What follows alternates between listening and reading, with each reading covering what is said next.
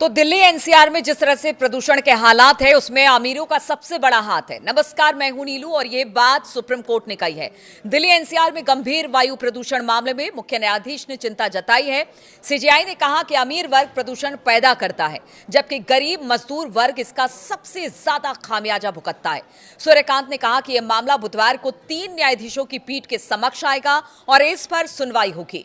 Delhi NCR की गंभीर वायु प्रदूषण से जुड़े एक मामले को एक बार फिर सुप्रीम कोर्ट के सामने मेंशन किया गया।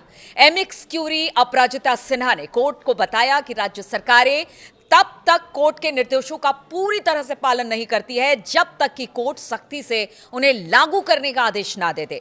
इसका उदाहरण देते हुए उन्होंने कोर्ट को बताया कि प्रदूषण के स्तर के बावजूद कुछ स्कूलों ने अपने खेल प्रोग्राम जारी रखे हुए हैं। इससे पता चलता है कि प्रोटोकॉल और निर्देश मौजूद हैं लेकिन जमीन पर उनको मजबूती के साथ लागू नहीं किया जा रहा है।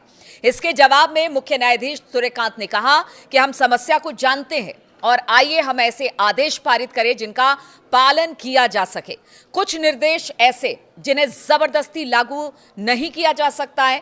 इन शहरी महानगरों में लोगों की अपनी जीवन शैली है लेकिन गरीब मजदूर सबसे ज्यादा इससे पीड़ित हैं। सीजेआई ने सभी पक्षकारों से कहा कि एक बार एमिकस नियुक्त हो जाने पर अपने सुझाव आदि एमाइकस को भेजे, ना कि प्रेस और मीडिया को। मुख्य न्यायाधीश सूर्यकांत ने कहा कि यह मामला बुधवार को सीजेआई ने एक महत्वपूर्ण बात मानते हुए कहा कि हम सिर्फ प्रभावी आदेश ही पारित करेंगे। कुछ निर्देश ऐसे हैं जिन्हें लागू नहीं किया जा सकता। सीजेआई ने तर्क दिया कि लाखों लोगों की जीवन शैली और आजीविका को नजरअंदाज करके आदेश नहीं दिए जा सकते हैं।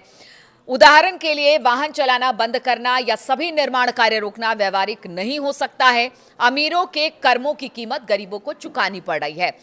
सीजेआई और एमिकस दोनों ने इस बात पर जोर दिया कि वायु प्रदूषण का सबसे ज्यादा बुरा प्रभाव गरीब मजदूर वर्ग पर पड़ता है जो बाहर खुले में काम करते हैं और अक्सर महंगे सुरक्षा उपकरण जैसे कि एयर प्यूरिफायर या N95 मास्क का इस्तेमाल नहीं कर पाते या नहीं खरीद पाते।